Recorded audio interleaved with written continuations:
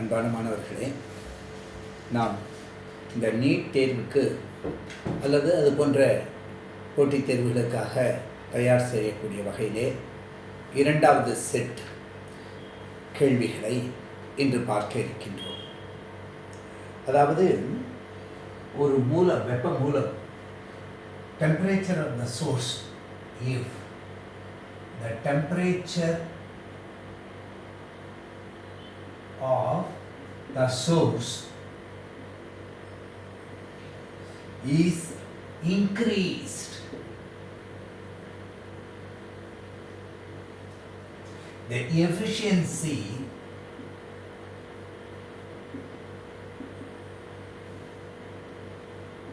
of Carnot's engine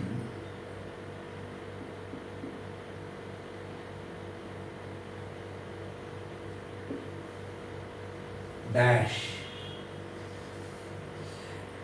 ஆரம்பத்தில் ஒரு 5 set கேள்விகள் எல்லாம் பல்வேறு பாடங்களிலும் அசார்ட்டடாக நம்ம எடுத்து பார்த்துருக்கோம். அடுத்த 10 இது ஒவ்வொரு யூனிட்டாக எடுத்து பார்த்துட்டு வரோம். அதில் காம்ப்ளெக்சிட்டி கூடுறாப்பில் வச்சு பார்த்துட்டு வரோம்.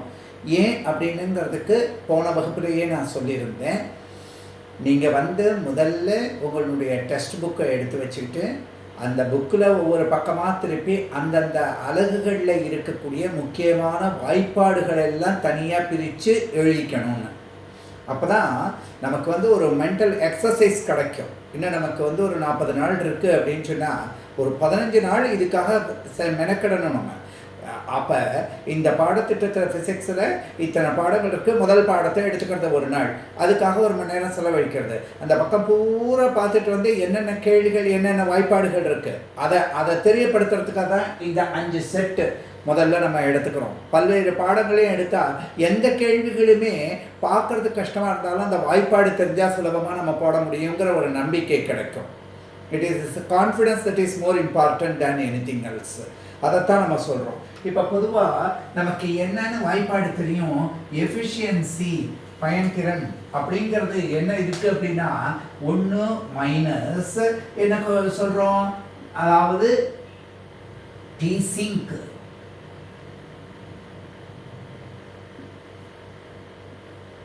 divided by T source, temperature of the source, Q2 by Q1 அப்படின்னு போடுவோம். டெம்பரேச்சரையும் ப்ரொபோஷனல் டு அப்படிங்கிறதுனால அதை எழுதுகிறோம். இப்போ நல்ல ஞாபகம் வச்சுக்கணும். இப்போ சோர்ஸோட டெம்பரேச்சரை இன்க்ரீஸ் பண்ணினா, இப்போ பாருங்கள், இந்த வாய்ப்பாடு தான் நமக்கு தேவை. இது உங்கள்கிட்ட நீங்கள் எழுதி வச்சுருக்கீங்க. இப்போ இந்த மதிப்பை அதிகரித்தா இந்த மொத்த மதிப்பு என்ன ஆகும், குறையும். டினாமினேட்டரில் அதிகமாகிறதுனால எப்போ இது குறையிறதோ 1 மைனஸ்ன்னு பார்க்கும்போது ஈட்டாவோட மதிப்பு என்னத்தான் ஆகணும், அதிகரிக்கணும். அதனால நம்ம இந்த இடத்துல என்னன்னு எழுத போகிறோம், இன்க்ரீசஸ் அப்படின்னு எழுத போகிறோம், அதிகரிக்கும் அப்படின்னு எழுத போகிறோம். அப்போ சில நிறைய கேள்விகளில் அப்படியே டைரக்ட் கொஸ்டின்ஸ் அப்படிங்கிறது நிறையா இருக்கும். எல்லா கேள்விகளுமே கஷ்டமான கேள்விகளாக கேட்க மாட்டாங்க. இது கஷ்டமான கேள்வி இல்லை, சுலபமான கேள்வி கிடையாது. அப்போ நம்ம என்ன தெரிஞ்சுக்கணும் அப்படின்னா, நமக்கு இந்த வாய்ப்பாடு பயணத்திறன் மதிப்பு இருக்கா அப்படிங்கிறத பார்க்கணும். Efficiency equal to 1 minus θ2 by θ1 அல்லது Q2 by Q1 ஆற்றல் பங்கீட்டுப்படி கார்னோ இன்ஜினுக்கு இந்த அமைப்பு தெரிஞ்சாலே நம்மளால இதை செய்ய முடியும் அப்படின்னு பார்க்குறோம். சரி, அடுத்த ஒரு கணக்கு பார்ப்போம். கவனிச்சுட்டே வாங்க. ஒவ்வொரு இதுவும் நான் முதலே சொன்னேன், மென்டல் ஜிம்னாஸ்டிக்ஸ்னு. இந்த பாடம் ஒன்று அந்த பாடம் ஒன்றுன்னு இருக்கிறது இல்லை. அதுக்காகத்தான் உங்களுக்கு வசதிக்கு பல வண்ணங்களில் பேப்பர் எடுத்து அதில் ஃபார்முலா எழுதி வச்சிருக்கேன்னு சொன்னேன். இப்போ அடுத்த ஒரு கேள்வி கேட்குறான். என்ன அப்படின்னு கேட்டால், which of the following cannot be plane polarized? பாருங்க, இந்த ஒரு கேள்வியில் கேட்டிருக்கான், which of the following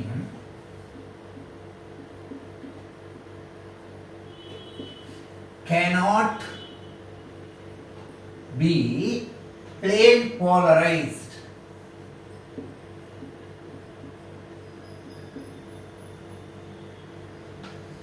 அப்படின்னு கேட்டிருக்கான். என்னென்ன வார்த்தைகள்லாம் கொடுத்துருக்கான், ஒன்று எஃப்எம் சிக்னல் அப்படின்னு கொடுத்துருக்கான். ரெண்டாவது RF signal radio frequency signal அப்படின்னு கொடுத்துருக்கான். மூணாவது சவுண்ட் அப்படின்னு கொடுத்துருக்கான், ஒலி.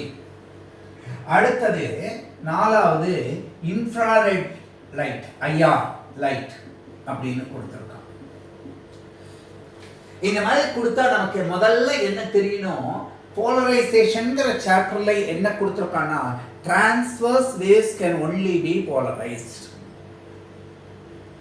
புரியுதா? குறுக்கலைகள் மட்டுமே தளவிளைவுக்கு உட்படும் அப்படிங்கிறது நமக்கு தெரியும். மற்றபடி நெட்டலைகளை செய்ய முடியாது. அப்ப இங்க 4 கொடுத்துருக்கிறதுல இது எல்லாமே பாருங்க electromagnetic waves, transverse waves, transverse electromagnetic waves. இதுவும் டிரான்ஸ்வர்ஸ் வேவ். அப்ப இந்த மூணுமே போலரைஸ் பண்ண முடியும். அப்ப எது பண்ண முடியாது? Not be. அப்ப சவுண்ட், ஏன்னா ஒலி அலைகள் நெட்டலைகள், தே ஆர் லாஞ்சிடியூடினல் வேவ்ஸ். அதனால இதை மட்டும்தான் நம்ம திக்கடிச்சுக்கிறோம். ரொம்ப அதாவது எளிமையா இருக்கு பாருங்க. நம்ம அத்தனை கேள்விகள் பார்க்கும் பொழுது டெஃபினட்டா இந்த கேள்விகள்லாம் நிறைய வருஷம் ரிப்பீட் ஆன கேள்விகள். இப்போ நான் கையில் குறிச்சு வச்சிருக்கிறது புறாமே பல தடவைகள்லையும் காம்படிட்டிவ் எக்ஸாமினேஷன்ல ஈவன் இன்க்ளூடிங் ஐஐடி பிரைமரியிலேருந்து இதிலே கொடுத்துருக்கிறது தான். முதல்ல கொடுக்குற இதுலேயே கேட்குற கேள்விகள் தான் இதெல்லாம். சரி, அடுத்த ஒரு கேள்வியை நம்ம பார்க்குறோம். என்ன கேள்வி அப்படின்னா, இங்க பாருங்க, light from a denser medium, அடர்மிகு ஊடகத்திலிருந்து denser medium 1 goes to rarer medium, அடர்வு குறைந்த ஊடகத்துக்கு போறது. 2 when angle of incidence is theta, comma, the reflected ray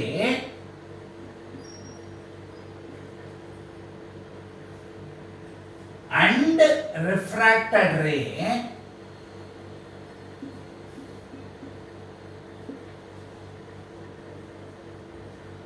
are mutually perpendicular.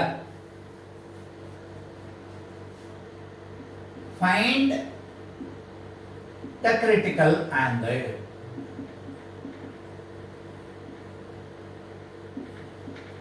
நல்லா ஞாபகம் வச்சுக்கோ. கிரிட்டிக்கல் ஆங்கிள் அப்படின்னாலே அடர் மிகுந்த ஊடகத்திலிருந்து அடர் குறைந்த ஊடகத்துக்கு தான் போயிருக்கணும். அது புரிஞ்சு போச்சு. 2 கண்டிஷன் கொடுத்துருக்கான். ஒன்று ஆங்கிள் ஆஃப் இன்சிடென்ஸை தீட்டான்னு இவன் சொல்கிறான், ஐன்னு நம்ம சொல்லுவோம், அதை தீட்டான்னு சொல்லியிருக்கான். சரி, த ரிஃப்ளெக்டட் ரேயும் ரிஃப்ராக்டட் ரேயும் எப்படி இருக்கு? மியூச்சுவலி பர்பெண்டிகுலர் அப்படின்னு சொல்லியிருக்கான். இந்த கண்டிஷன் எங்கே பார்த்துருக்கோம்? நம்ம போலரைசேஷனில் ப்ரூஸ்டர்ஸ்லாலேயே பார்த்துருப்போம். அதே மாதிரி தான் இப்போ ஃபைண்ட் தி கிரிட்டிக்கல் ஆங்கிள் அப்படின்னு கேட்டிருக்கான். இப்போ கிரிட்டிக்கல் ஆங்கிள் கண்டுபிடிக்கிறதுக்கு முதல்ல நம்ம என்ன கண்டுபிடிக்கிறோம் அப்படின்னு பார்க்குறோம். நமக்கு என்ன வாய்ப்பாடு தெரியும்? இப்போ இந்த மாதிரி கொடுத்தா உடனே வாய்ப்பாடு பார்க்குறோம். Mu equal to sine I by sine R. சரி சார், இந்த இடத்துக்கு என்ன ஆறுது? இந்த ஐ மதிப்பு தீட்டான்னு கொடுத்துருக்காங்க, டிவைடட் பை சைன். அந்த வேல்யூ என்ன இருக்கு? 90 மைனஸ் தீட்டான்னு ஆறுது. அப்ப இந்த மதிப்பு என்னன்னு கிடைக்கும்? tan தீட்டான்னு கிடைக்கும். இப்ப நம்ம என்ன கேட்டிருக்கான்? கிரிட்டிக்கல் ஆங்கிள் கேட்டிருக்கான். C ஈக்குவல் டு என்ன அப்படின்னா நமக்கு என்ன வாய்ப்பாடு தெரியும்? Mu equal to 1 by sine C. இந்த வாய்ப்பாடு தெரியும். அப்ப C கண்டு கேட்கணும் அப்படின்னா இந்த சைன் இந்த சைடுல பார்க்கும்போது sine inverse of mu, sine inverse of இந்த மதிப்பு என்னன்னாது 1 பை மியூ அப்படின்னு நம்ம எடுத்துக்கோம். அப்ப இது என்ன ஆகும்? சைன் இன்வர்ஸ் ஆஃப் 1 பை மியூக்கு என்ன கிடைக்கிறது அப்படின்னு பாருங்க. 1 by மியூக்கு ஏற்கனவே tan தீட்டான்னு எடுத்துட்டேன். அப்போ 1 by tan theta 1 by tan தீட்டானாக்கா என்ன தெரியும்? cot தீட்டான்னு தெரியும். அதனால இந்த சியோட மதிப்பு என்ன இருக்கு? sin inverse of cot theta. அப்போ அவன் கொடுக்குற 4 ஆன்சர்ல இந்த மதிப்பு இருக்கிறத நம்ம எடுத்துக்கிறோம். அப்போ வேல்யூஸ் கொடுத்து தான் ஒரு கணக்கு இருக்கணுங்கிறது கிடையாது, நல்லா தெரிஞ்சுக்கணும். அப்போ கொடுத்துருக்கிறத நம்ம எப்படி சரியாக இன்டர்பிரட் பண்ணி கொடுக்குறோம். இந்த இடத்துல மியூச்சுவலி பர்பெண்டிகுலர்னு கொடுத்ததுனால இந்த மதிப்பை நம்ம இப்படி எடுத்திருக்கோம். இதை பொதுவாக நம்ம தெரிஞ்சுக்க வேண்டியிருக்கு. சரி, அடுத்த கேள்விப்பா. நான் முன்னாடியே சொன்னேன், வேகமாக தான் பார்க்கணும். 2 மீடியத்துக்கும் பொதுவாக தான் இந்த கேள்விகளை எல்லாம் நம்ம கொடுத்துட்டு வந்துட்டு இருக்கோம். இந்த கொஸ்டின் பேப்பரில் இருக்கக்கூடிய ஆஸ்பெக்ட்ஸை வச்சு இன்னும் போக போக இன்னும் கொஞ்சம் அடிஷனலாக ஒரே சமயத்தில் நிறைய கேள்விகளை ப்ரொஜெக்ட் பண்ணி அது அந்த செட்டு 6லேருந்து வரும்போது அந்த மாதிரி நம்ம பார்க்கறதுக்கு முடியும். அது வரையிலும் 2-3 ப்ரொஜெக்ஷனில் நம்ம கொஞ்சம் கேள்விகள் குறைச்சலாக தான் இருக்கும், ஆனால் வேகமாக நம்ம பார்க்கறதுக்கு செய்கிறோம். த work function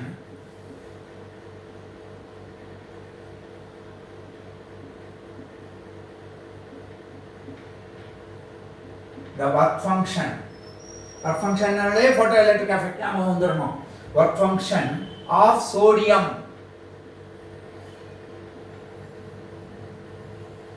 metal is 2 electron volt, the longest wavelength.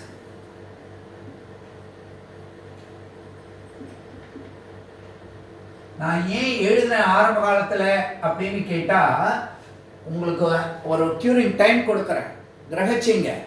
அதை தெரிஞ்சுக்கிட்டு அப்படியே எழுதும்போது ஓஹோ இது இப்படி வரணுமா, நம்ம உடனே அந்த பேப்பரை எடுத்து வச்சுட்டு அதில் இருக்கக்கூடிய வாய்ப்பாடுகள்லாம் என்னங்கிறத பார்க்கணும். The longest wavelength that causes photo electric emission.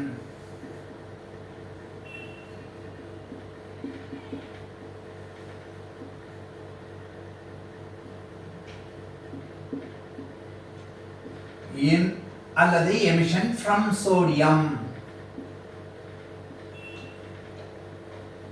என்னன்னு போடலாம் is. இதோடனே நம்ம என்ன வாய்ப்பாடு எடுக்க முடியும்? ஒரே சிம்பிளான வாய்ப்பாடு தான் நேற்றே பார்த்தோம். lambda maximum equal to hc divided by work function. work function equal to hc by lambda, h nu c by lambda. இவ்வளோதான். இந்த 3 வாய்ப்பாடு தான் திரும்பி திரும்பி திரும்பி இந்த பகுதியிலேருந்தே. ஆனால் எந்த வருஷத்து கொஸ்டின் பேப்பர் வேணாலும் எடுத்து பாருங்க, இந்த வாய்ப்பாடை பயன்படுத்தி கேள்விகள் இருந்துகிட்டே இருக்கு. அப்போ கண்டிப்பாக கேள்வி வர்றது அப்படிங்கிற பகுதிகளை நம்ம பார்க்கும்பொழுது இந்த மாதிரி இருக்கு. ஏற்கனவே நான் சொன்னேன், ஒவ்வொரு பாடப்பிரிவையும் எடுக்கும்பொழுது எந்தெந்த மதிப்புகள்லாம் நமக்கு மனப்பாடமாக தெரியணும், எப்பொழுதுமே தெரிஞ்சிருக்க வேண்டியது. H Planck's constant 6.6, 10 power 10⁻⁻34, C ஒளியின் திசைவேகம் 3×10⁸, எல்லாம் மீட்டர்களில் அந்த மதிப்பை எஸ்ஐ மதிப்பில் தான் எடுத்துக்கிறோம். இங்கே அவன் என்ன கொடுத்துருக்கான்? 2 எலக்ட்ரான் வோல்ட். அதை எப்படி சார் எழுதுறது? 2 எலக்ட்ரான் வோல்ட்னா 1.6 10⁻⁻19. எலக்ட்ரானுடைய மின்னூட்ட மதிப்பு 4 வகுத்தா தானே கிடைக்கிறதுன்னு முன்னாடியே சொல்லியிருந்தோம். அப்போ இந்த மதிப்புகளை பார்க்கும்போது நமக்கு என்னென்ன கிடைக்கிறது? 6000 × 10⁻⁻10 மீட்டர்னு கிடைக்கிறது. அப்போ இதை என்னென்னு எழுதலாம்? 6000 ஆம்ஸ்ட்ராங். இவ்வளோதானே. பார்க்கும்பொழுது கேள்வி எங்கேருந்து வர்றாருல? இல்லவே இல்லை, சுலபமான பாடங்கள். இந்த பாடங்கள் எல்லாம் நம்ம எந்த காரணத்தை கொண்டு நெக்லெக்ட் பண்ணக்கூடாது. காம்படிட்டிவ் எக்ஸாமினேஷனுக்குன்னே இருக்கிறது. ஏன்னா இந்த பாடங்கள்லாம் வச்சு தான் மாடர்ன் சயின்ஸை அவ்வளோ தூரம் டெவலப் ஆகிருக்கு. அதுவும் இப்போ கொடுத்துருக்கக்கூடிய புது புத்தகத்தை பார்த்தீங்கன்னா இதெல்லாம் ரொம்ப அழகாக தெளிவாக கொடுத்துருக்காங்க இந்த புத்தகத்தில். அதையும் ஒரு தடவை எடுத்து வச்சு பார்த்தீங்கன்னா உங்களுக்கு ரொம்ப சுலபமாக இருக்கும். The work function of the sodium metal, இந்த அமைப்பை கணக்கை பார்த்தோம். சரி, அடுத்து ஒரு கணக்கு. இந்த கணக்கு புரிஞ்சிருக்கும்னு நினைக்கிறேன். ஏன்னா டைரக்ட் சப்ஸ்டிடியூஷன் தான் டைரக்டாக சப்ஸ்டிடியூஷனாக இருந்தாலும் இங்கே ரெண்டு ஸ்கில் நமக்கு தேவையாக இருக்குது. இந்த ஹெச் மதிப்பு சி மதிப்பு இதெல்லாம் நமக்கு தெரியுமா? ஏற்கனவே தெரியும். அடுத்தது இந்த இடத்துல இந்த பவர்ஸ் எல்லாம் பார்க்கும் பொழுது சர்வசாதாரணமாக பார்க்குறோம். இந்த 28லேருந்து இந்த 34ங்கிற நம்பர், இந்த 19ங்கிற நம்பர், இந்த 1.6 அப்போ 66/16ங்கிற நம்பர், அப்போ 33 × 3 டிவைடட் பை 16. இந்த அமைப்புகள் எல்லாம் பார்த்தோம்னா நமக்கு தோராயமாக அந்த மதிப்புகள் பூராமே கரெக்டாக வந்துடுறது. இந்த இதில் பெருக்கிறதுக்கோ வகுக்கிறதுக்கோ எந்த சிரமமும் கிடையாது. அதுக்கு தான் நான் சொன்னேன் சித்திரமும் கைப்பழக்கம். ஒவ்வொரு தடவையும் அந்த நம்பர்ஸை வந்து போட்டு போட்டு பழகினா இதில் ஆஃப்டர் ஆல் இந்த நம்பருக்கு இந்த நம்பர் வந்தால் இதுதானே வரப்போகிறதுன்னு நமக்கு தெரிஞ்சு போயிடும். அந்த தனித்திறன் வளர்க்குறது தான் இந்த ப்ராப்ளம் சால்விங் நேச்சரில் ரொம்ப முக்கியமானதாக இருக்குது. இதைத்தான் நம்ம இங்கே பார்க்குறோம். இப்போ அடுத்த ஒரு வார்த்தை பார்க்குறோம். A wire. நல்ல கவனிங்க. A wire of length L meter carrying a current I ampere is bent into a circle.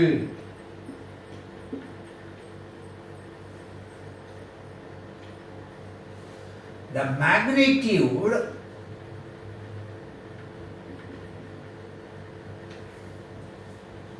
of the magnetic dipole moment. எங்க சார் இதெல்லாம் படிச்சு ஞாபகம் வருது? போர் மேக்னட்ரான் இந்த இடத்துல எல்லாம் படித்தோம். போர் விதியை பற்றி சொல்லும் போதெல்லாம் பார்த்தோம். எல்லா இடத்துலையுமே இதை பற்றி தெரிஞ்சிட்டு இருக்கோம். அப்போ ஒரு வயர் லென்த் எல் இருக்கான். இதை 5 ஆம்பியர் கரண்ட் போகிறது. இதை ஒரு சர்க்கிளாக பிரித்த உடனே the magnitude of the magnetic dipole moment is அப்படின்னு கேட்குறான். இது என்னன்னு கண்டுபிடிங்கிறான். இந்த மதிப்பை நம்ம தாராளமாக பார்க்குறோம். அப்போ இந்த எல்லுங்கிறது ஒரு சர்க்கிளாக மாறும்போது அதனுடைய சுற்றுவட்ட பாதை 2πrன்னு ஆகுது. r = 2πl 2π divided by L அப்படின்னுட்டு, அல்லது சாரி l/2π தான். அவசரப்பட்டு போடக்கூடாது. கவனிங்க என்னென்ன போடுறோம். இப்போ நமக்கு r மதிப்பை எடுத்துக்கிறோம். r = l டிவைடட் பை 2π அப்படின்னு எழுதிக்கிறோம். இந்த மதிப்பு கிடைச்சிருச்சு. சரி, நமக்கு மொமெண்ட் கேட்டிருக்கான். டைபோல் மொமெண்ட் என்ன அப்படின்னா I × πr² நான் கொடுத்துருக்கு IA. அப்ப ஏரியா πr². அப்ப I × π L/2π². அப்ப 2² 4 கிடைக்கிறது. இங்க π² கிடைக்கிறது. π அடிபட்டு போறது. அப்ப therefore இந்த மதிப்பு என்னென்ன கிடைக்கிறது? I × இந்த L² அப்படியே இருக்கு. இந்த 2ங்கிறது 4ஆ மாறிச்சு. இந்த π² இந்த π போச்சுன்னா π மட்டும் இருக்கு. அப்ப இதனுடைய மதிப்பு இதுதானே இருக்கு அப்படின்னு பார்க்குறோம். அங்க m magnetic moment of a circular coil carrying current அப்படிங்கிறதுக்கு 10 டைம்ஸ் அல்லது ஒரு லூப் அப்படின்னு போடுறதா I × A அப்படின்னு கொடுத்துருக்கோம். அப்ப அந்த மதிப்புல இந்த சர்க்கிளை இதை சப்ஸ்டிடியூட் பண்றோம். கொடுத்திருக்கக்கூடியதை எடுத்துக்கிட்டு அப்ப சர்வசாதாரணமா இந்த மதிப்புக்கு வர முடியாது.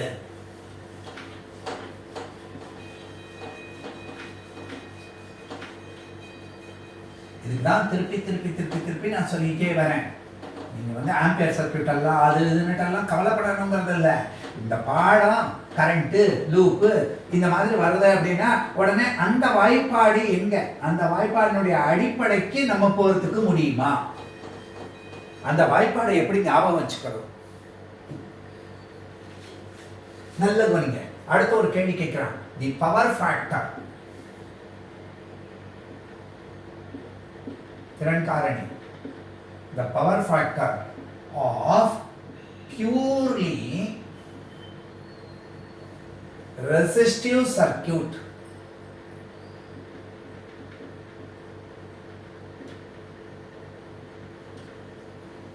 is பவர் ஃபேக்டர் என்னன்னு கேட்டிருக்கான். இப்போ இது எந்த இடத்துல நம்ம பார்க்குறோம் அப்படின்னு பார்த்தா எல்சிஆர் சுற்றுப்பாடை படிச்சப்போம் இல்லையா, அதுக்கு பின்னாடி பவர் ஃபேக்டர்னு கொடுத்துருக்கான் பாருங்க, சோக் அப்படிங்கிறதுக்கு முன்னாடி.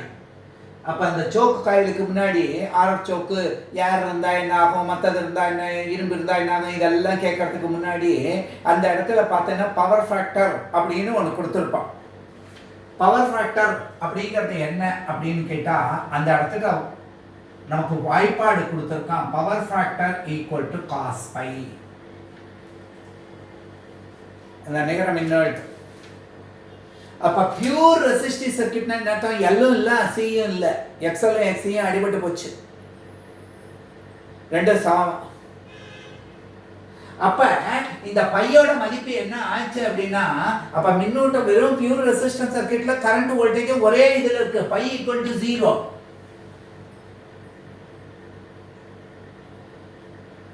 இப்ப நீங்க நல்லா பார்த்துருக்கலாம் எல்சிஆர் சர்க்கியூட்ல இப்படி கரண்ட் போகும்போது இந்த மாதிரி இருக்கு தொகுப்பயன். இது VL, இது VC, இது VR அப்படின்னா எடுத்து இந்த இடத்துல தீட்டான்னு கொடுத்துருந்தோம். எப்ப இந்த VLம் VCயும் சுழியாயிடுச்சோ அப்ப இந்த மதிப்பு இது மேலேயே விழும்பொழுது இந்த தீட்டாவோட மதிப்பு என்ன ஆயிடுது, 0 ஆயிடுது. இதுதான் பை அப்படின்னு எடுத்துருந்தோம். அப்ப Z அப்படின்னு இது தொகுப்பயனுக்கு போட்டிருந்தோம். அப்ப இந்த மதிப்புல என்ன ஆச்சுன்னா பை ஈக்குவல் டு 0னா காஸ் பையோட மதிப்பு என்ன இருக்கும், 1. அவ்வளவுதான். இதான் ஆன்சரா இருக்கு. அப்ப power factor of the purely resistive circuit is 1 அப்படின்னு நம்ம கொடுக்கிறோம். இந்த தன்மை ரொம்ப முக்கியமானதா இருக்கு.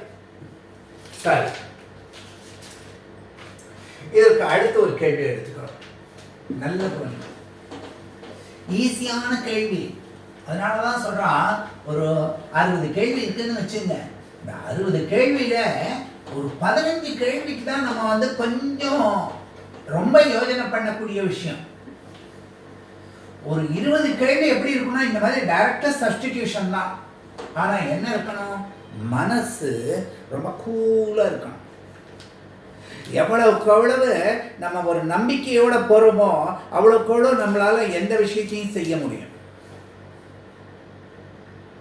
ஒரு உற்சாகத்தோட செயல்படணும். அந்த உற்சாகம் வரணும் அப்படின்னா இந்த விஷயங்கள் நமக்கு தெளிவாக இருக்கணும். அந்த தெளிவாக இருக்கிறதுக்கு உண்டான காரணங்கள் தான் இது. இப்போ ஒன்று சொல்கிறேன் பாருங்க. If a 2 microfarad capacitor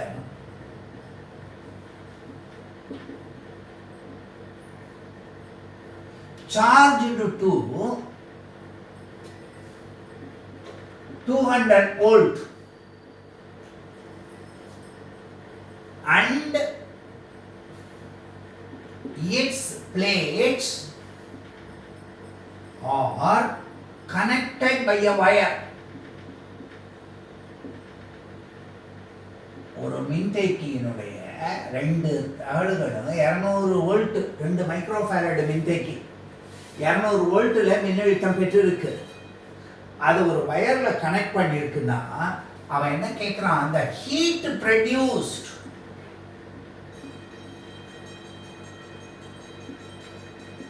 in the wire is என்ன அலகுல இருக்கும், அதை முதல்ல சொல்லுங்க. ஜூல் அப்படின்னு என்ன அர்த்தம், வேலை. அப்ப அந்த வேலை எப்படி நம்ம செய்யறது, வேலை என்ன, அதுல இருக்கிற ஆற்றல் தானே இந்த இதுல டெசிபேட் ஹீட்டா டெசிபேட் ஆகிருக்க முடியும். அப்ப ஆற்றலுக்கு நமக்கு வாய்ப்பாடு என்ன தெரியும், Q ஈக்குவல் டு ½ CV². அவ்வளவுதானே, இந்த வாய்ப்பாடு தான் நமக்கு தெரியும். இதுக்காகத்தான் நான் இந்த கணக்குகள்லாம் செலக்ட் பண்ணியிருக்கேன். உங்களுக்கு தெரிஞ்சது, உங்களால போடக்கூடியது.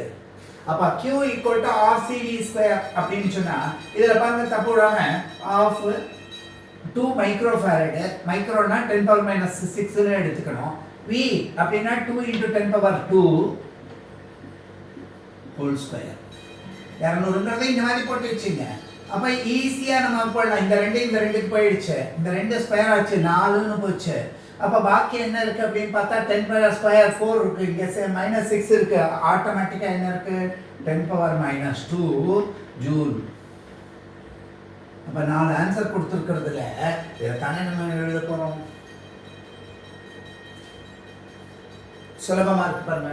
இன்னும் ஒரு கேள்வி பார்ப்போம்.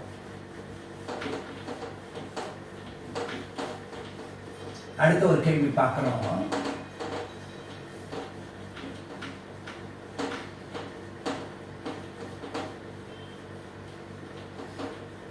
Maximum number of questions.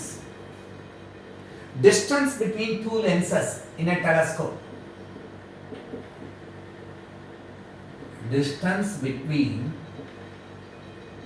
two lenses in a telescope. Eyepiece னு ஒன்று இருக்கும், ஆப்ஜெக்டிவ்னு இருக்கும். Having a magnifying power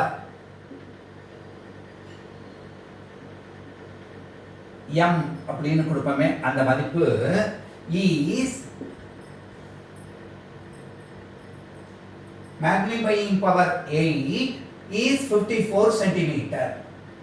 அப்படியே வச்சுங்க. இப்ப find FO and FE. Find the focal length of the lenses. அதாவது அப்ஜெக்டிவ், ஐபீஸ் ரெண்டுத்தையும் கண்டுபிடின்னு சொல்றாங்க. சுலபமா கஷ்டமா? ஈஸி. நமக்கு என்ன தெரியும்? the distance, total length அப்படிங்கறது எப்பொழுதுமே என்னென்ன இருக்கும்? FO plus FE ன்னு இருக்கும். இந்த வாய்ப்பாடு ஒன்று கொடுத்துருக்காங்க. டெலஸ்கோப்புக்கெல்லாம் இந்த வாய்ப்பாடு கொடுத்துருக்காங்க. அடுத்தது அந்த மேக்னிஃபிகேஷன் ஃபேக்டருக்கு என்ன வாய்ப்பாடு கொடுத்துருக்காங்க? FO divided by FE அந்த மதிப்பு கொடுத்துருக்காங்க. அப்போ இந்த ரெண்டு இருக்கிறதுனால நமக்கு என்ன இருக்கு? இங்க பாருங்க, இந்த மதிப்பு என்ன? மேக்னிஃபையிங் பவர் வந்து 8ன்னு, இங்க 8ன்னு வர வேண்டியிருக்கு. இந்த FO plus FE ஓட மதிப்பு 54ன்னு இருக்கு. அப்ப ஆட்டோமேட்டிக்கா நம்மளால இந்த FO மதிப்பையும் FE மதிப்பையும் கண்டுபிடிக்கலாம். சாதாரணமான கணக்கு. அப்ப நமக்கு அது என்ன மதிப்பு கிடைக்கிறது? 48 சென்டிமீட்டர். அடுத்தது என்னதான் இருக்க முடியும்? 48 மொத்தமா 64னா இது 48னாக்க என்னதான் இருக்க முடியும்? 6 சென்டிமீட்டர். இப்ப பாருங்க, 48 6 வைக்கும்போது 8ன்னு கிடைச்சி இந்த மதிப்பையும் சரியா இருக்கிறதா இல்லையா? அப்ப சில கணக்குகள் நமக்கு இந்த வாய்ப்பாடுகளை நம்ம சப்ஸ்டிடியூட் பண்ணும் பொழுதே கண்டுபிடிக்க முடியும் அப்படின்னு பார்க்குறோம். மேற்கொண்டு அடுத்த செட் பேப்பர் எடுத்துக்கிறோம். அதில் இன்னும் சற்று வித்தியாசமான கணக்குகள் எல்லாம் ஒரு ஊடகத்திலேருந்து மற்றொரு ஊடகத்துக்கு போகும்போது, அடுத்தது டயலைட்டிக் கான்ஸ்டன்ட்ஸ் இருக்கும் பொழுது ஸ்ப்ரிங் கான்ஸ்டன்ட்டினுடைய மதிப்புகளை வச்சு கேட்கக்கூடியது, அடுத்தது பைண்டிங் எனர்ஜி சம்பந்தப்பட்ட கேள்விகள், இந்த ஒர்க் ஃபங்க்ஷன்லேயே இன்னும் கொஞ்சம் தீவிரமான கேள்விகள், இதெல்லாமும் நம்ம பார்க்க போகிறோம். ஆக இந்த கேள்விகளினுடைய அடிப்படை நான் சொன்னது போல என்ன அப்படின்னு கேட்டால், நமக்கு முக்கியமாக என்ன கண்டுபிடிக்கணும்? வாய்ப்பாடுகளை முதல்ல தொகுத்து எழுதணும். அதை நீங்கள் செய்யுங்க. மற்றவங்களாம் வேகமாத்தனை பண்ணுறாங்களே, இங்கே போய் படிக்கிறாங்களா, அதெல்லாம் மற்றவங்களை பார்க்கவே பார்க்காதீங்க. நீங்கள் செஞ்சுருக்கிறதுல அடுத்தடுத்து கான்ஃபிடென்ஸை கூட்டுறதுக்கு வாய்ப்பாடை எடுத்து வச்சிட்டோமா? அப்போ அந்த பக்கத்தில் எத்தனை வாய்ப்பாடுகள் எழுதியிருக்கோம், விட்டு போனது ஏதாவது இருக்கா, அந்த வாய்ப்பாட்டை எப்படி மாற்றி எழுதுறதுக்கு முடியாது, இந்த தன்மைகளை பற்றி மட்டும் கவனிங்க. இந்த அமைப்புகளை பாருங்கள். அடுத்த வகுப்பில் நான் ஒரு பாடத்திட்டத்திற்கு உண்டான வாய்ப்பாடுகளினுடைய தொகுப்புகளை கொடுக்குறேன். அதாவது என்ன அப்படின்னு கேட்டால், அணுவியல், இந்த பொருள்களின் இரட்டை பண்பு, இந்த 3த்துக்கு உண்டான வாய்ப்பாட்டுகளின் தொகுப்பை அடுத்த வகுப்பில், அதாவது அடுத்த வீடியோ காட்சியில் உங்களுக்கு ப்ரொஜெக்ட் பண்ணி காமிக்கிறேன். என்னென்னலாம் இருக்குங்கிறத நான் காமிக்கிறேன்.